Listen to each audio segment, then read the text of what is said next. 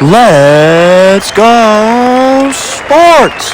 Hello, and welcome to Super Secret Sports, my first official episode of Super Secret Sports. I'm super excited to get started today.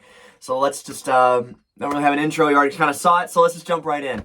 For those of you who are Detroit Lions fans out there, this video is kind of going to be for you. As you know, we're Detroit Lions fans here at Super Secret Sports. So today we're going to be talking about this guy right here, David Blough. Now, if you don't know anything about David Blough, point is you probably don't. He's right now the third string quarterback of the Detroit Lions. He doesn't get much playing time, and I just really am excited about talking about him today because he is, out of all the quarterbacks I've been watching out the longest, I've been watching football since about 2008, and he has been the quarterback that I've always watched the longest. I'm also a big Purdue fan, so I watched a lot of Purdue football when I was younger. I still kind of do now. But I've been watching him for a long time, and when he was signed to the Detroit Lions, it really thrilled me out, and I was like, wow, awesome, So today we're going to be talking about David Marshall Blough. Now, the thing about David Blough is I think personally the Lions need to give him more of a chance. And maybe you don't think that right now, but hear me out and listen to this video and maybe you'll change your mind. So we're just going to go through the motions here. I'm going to be showing you some pictures and videos and just to give you a gist of kind of how my sport videos are going to work from here on out. So David Marshall Blough was born on July 31st, 1995 in Caroline, Texas. I believe that's how you pronounce that hometown of his. And he attended Creekview High School. I have a little sheet in front of me, so just bear with me. He attended Creekville High School, and he played 4 years of high school football. The thing about David Blough in high school, he wasn't that standoutish, and there's kind of three stages of his career that we're going to be documenting, of course. His high school career, his college career, and, of course, his professional career. So he's 26 years old currently. Still pretty young. He's only about 4 years older than I am. So in high school, he played all 4 years, and he was a starter, I think, for about 3 of those years. And on his overall, I don't know his year-by-year stat. I couldn't really find his year-by-year stats, but I was able to find what he did when he played at least a couple of his individual years. Overall, of his entire year 4 years in high school, he passed for 43 passing touchdowns, 18 interceptions with a rating of 85.2. He completed 53% of his passes, which is not fantastic, for a high school quarterback, but it's certainly not terrible. He amazingly though, he did have 13.2 yards of completion, which is kind of outrageous once you think about it on an average of things over a span of 4 years of playing. Not too bad. And he had about 160.1 yards per game passing on the average, which is not too bad for a high school quarterback. In his senior year, which was a pretty interesting fact actually, he was rated the 7th best pocket passer in 2014 by ESPN. This eventually, however, dropped to 30 after he graduated, simply because there were other quarterbacks who came up ahead of him. This is high school quarterbacks, just FYI. 7th best in his recruiting class. This eventually dropped to about 30. However, that's a pretty honorable mention for him, coming out of high school. And not only and out of all of this passing, he had about 4,963 yards of passing. That is over about 2 full seasons of playing. I think I read, again, I couldn't find the exact stat of when he started playing in high school. However, he did officially start, I believe, his full career when he was a junior in high school. Again, I couldn't find any initial year-by-year stats. I could only find his overall. So, coming out of high school, he was a 3-star recruit, which if you don't know anything about college recruit numbers, that's out of 5 stars. So he was about an average recruit, which is not terrible. Even to be that kind of recruit, you still have to be pretty good.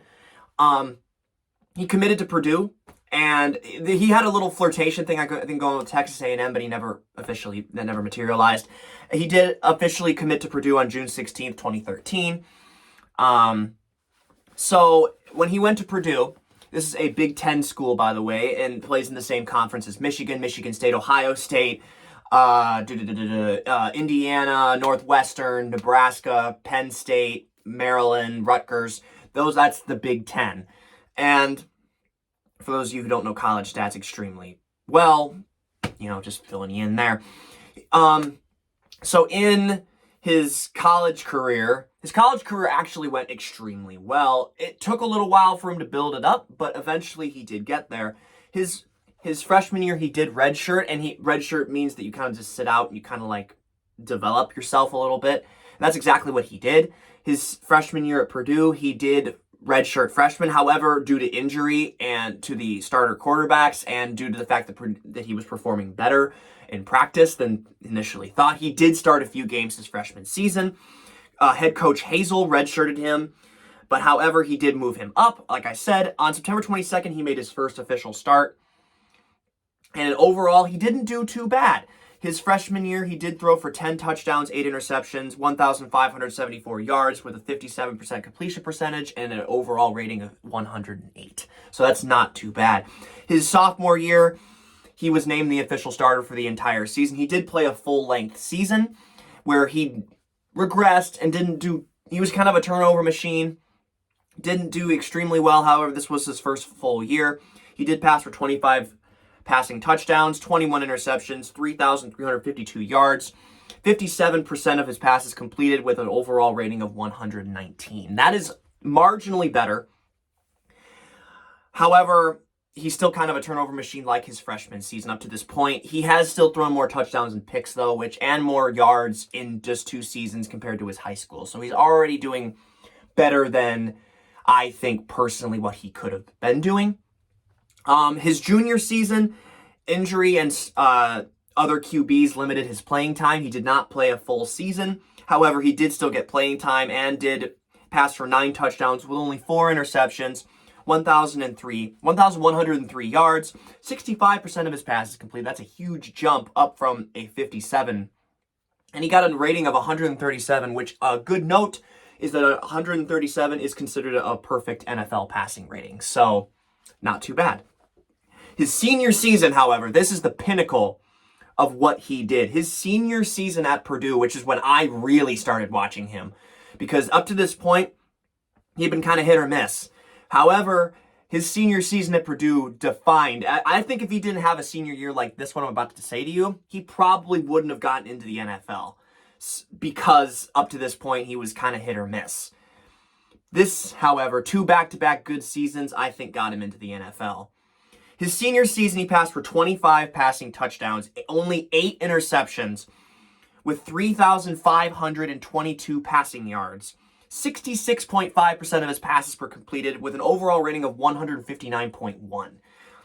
Not only this, but he didn't start the first 2 games of the season simply because they put someone else ahead of him. However, Purdue started 0-2 in that season, and they decided, let's throw in David Blough. So they threw him in, and automatically things started to change. Not only did he set a Big Ten record for 590 all-purpose yards it's one of the clips I'm about to show you here. I don't remember who it was against, but in one game he passed for over 500 yards, which, by the way, is a school record, and also a Big Ten record for all-purpose yards. So that was incredible. Not only did he bring Purdue to his first bowl appearance, because in his junior year they did make it to a bowl, but I don't think he played. However, Purdue went to a bowl game his senior season, and they even upset number 2 Ohio State, which number 2 in the nation. They upset Ohio State, which that's incredible. Not only that, but overall, his senior season, he was also named, I believe, 2nd all-team, all-pro, or I think it was academic all-pro, which is pretty cool. So his senior season went extremely well, and honestly, that was the year I really started watching him. Holy crap, this guy actually has some talent. Overall, in his entire college career, he passed for 69 touchdowns, 41 interceptions with 9,550 passing yards, 61.4 completion percentage with an overall rating of 126.8, which is not bad at all. He really, really outdid himself his senior year. I mean, you can't get much better than 25-8 especially someone of his caliber, a 3-star recruit. If you ask me, that's pretty talented. I don't really think I could ever do something like that, or anybody could do something like that. Even in a tough conference like the Big Ten, he still managed to find success his senior year. Because of this, however, unfortunately, we go to his NFL career. So, upon the NFL career, he wasn't drafted, unfortunately. He wasn't good enough to be drafted. He was signed as an undrafted free agent on May 3rd, 2019. This was actually right around the time I graduated high school. And he was signed to Cleveland. Not drafted, excuse me. He was signed to Cleveland, where he played in the preseason of the 2019 season. However, it didn't really do anything. Preseason stats don't essentially matter. Right before the season started, he was traded to Detroit for an exchange of 7th-round picks, where he was put at the 3rd-string position. In 2019, this is, of course, when they were under Matt Patricia, unfortunately, so make that of what you will. But in his rookie season in Detroit, Matthew Stafford and the backup at the time, Jeff Driscoll, both got injured. This gave David Blough his first official start on Thanksgiving game against the Chicago Bears in 2019 as a rookie. Well, Thanksgiving, he did a pretty damn good job at Thanksgiving. I think he passed for 2 touchdowns and interception, I think about 200 yards passing, which is not bad for a 3rd-string quarterback. However, they still came up short against the Bears. However, it gave Lions fans, holy crap, this Blough guy might actually be our answer at backup. Well, things didn't really go to plan for Blough. He started in 4 other games after that Thanksgiving game, and he couldn't win a single one. He went 0 for 5 as a starter, and he ended that season, the 2019 his rookie season, with 4 touchdowns, 6 picks, 6 interceptions. Picks equal interceptions for those of you who don't know vocabulary. 54% completion percentage. He went 94 for 74 with a overall rating of somewhere in the 60s. And so that's not ideal. However, he did have some really great shining moments against the Bears, the Tampa Bay Buccaneers, and a few other people closing out the 2019 season. In 2020, he was waived, and originally he was going to be released. However, he was signed to the practice squad, where he has been promoted to the active roster / practice squad since. He hasn't really gotten much playing time since then. Actually, little to none, besides maybe a couple preseason appearances. However, something that really pissed me off, and this is where we get out of the stat part of the video, where he is still the 3rd-string QB in Detroit, because originally at the end of this season he was going to be released, I thought, but he actually was re-signed. However, Dan Campbell in front office decided to re-sign Tim Boyle. Now, if you know anything about Tim Boyle, Jared Goff, toward the end of this last season, the new starting quarterback for the Detroit Lions, got injured. And so they decided to throw in Tim Boyle. Now, if Tim Boyle, and Blough was still sitting at 3rd string. I don't know why they decided to start Tim Boyle over David Blough. And here's where we get into the giving the guy a chance part of the video. If you don't know anything about Tim Boyle, I'm going to give you a really quick synopsis. Tim Boyle attended UConn, which UConn is, I believe, in the Big East Conference. I believe so. Don't quote me on that. I'm not a UConn fan. But his first rookie season, his freshman year at UConn, he didn't throw for a single touchdown, but threw for 8 interceptions, 2 of which I believe were pick sixes. He passed for 48.4% of his passes complete. And he went out of his entire 3 seasons in UConn, he only passed for 1 passing touchdown and 13 interceptions in college in his freshman through junior season at UConn. In his senior year, he did transfer to Eastern Kentucky, which if you know anything about Eastern Kentucky, it is a subdivision school, which it is a smaller Division I school, so they play not easier, but smaller schools, where he did a little better, I guess. He went 11 for 13, 61% of his passes completed, and 2,134 yards, which is not ideal. And again, keep in mind that Eastern Kentucky is a smaller school than UConn. Somehow, some way, Tim Boyle got into the NFL. He was an undrafted free agent to Green Bay. and then he signed with Detroit, I believe, the beginning of this year. They went with Tim Boyle over David Blough. Now, I don't know what the insides of the sidelines are. Maybe Tim Boyle's a better leader. I don't really know a lot about David Blough's personal life, which I know a little bit. We'll get into that after this. But I don't know a whole lot about it. Maybe it was something with practice or injury. I don't know. But they started Tim Boyle, and they couldn't win a single game with him either. They went 0-3 with Tim Boyle starting this last season as a backup. Granted, Tim Boyle did have some interesting moments. He actually had some shining moments, but more of it, he went 3 for 6. He went 3 touchdowns, 6 picks, with I think a little bit over 1,000 yards passing. Not ideal. And they didn't give David Blough a single chance to try and see if he would do any better. David Blough didn't start a single game out of those 3 that Tim Boyle started. And in my opinion, that's bullshit, because it's in the stats. You can see it. David Blough is a more reliable quarterback. Now, I don't know if they maybe thought because of David Blough's 0-5 start with his 4-6 wasn't ideal, but he has more experience than Tim Boyle does initially. So why not start him? Give him a chance. Personally, I don't know if David Blough is starter material, but he certainly is, I think, a better quarterback than Tim Boyle ever will be, honestly. I think he's a harder worker, too, personally. Anyway, get into some of the personal things about David Blough. He is actually married to Melissa Gonzalez, who is a Olympic trial qualifying 400-meter hurdler. So that's pretty interesting. Out of all the quarterbacks that have passed in Purdue, he's ranked number 12 among averaging a little bit of the cusp of the top 10. Keep in mind quarterbacks like Drew Brees, Bob Greasy, Kyle Orton, people like Drew Brees, one of the best quarterbacks who ever played the game, went to Purdue. So, I didn't really know that actually until I kind of look at it. But he is in the top 10 for the best Purdue quarterbacks. And there haven't really been a lot of great Purdue quarterbacks. So, pretty interesting fact. I follow his Instagram. I keep up with him a lot. I actually sent him a message a couple of days ago because I told him I was going to be doing a YouTube video about him. So, David Blough, if you're watching this, I'm rooting for you, man. I think you're a great quarterback. Personally, do I think David Blough is a starter quarterback material? Not initially, not ideally. But do I think that he at least deserves to be the backup in Detroit? Oh, hell yeah. He deserves to be the backup behind whoever Detroit decides to start. Jared Goff, there have been rumors about Baker Mayfield coming to Detroit. I don't think it's going to happen. But personally, I think David Blough deserves a backup second-string spot. I think that personally he is a more reliable source.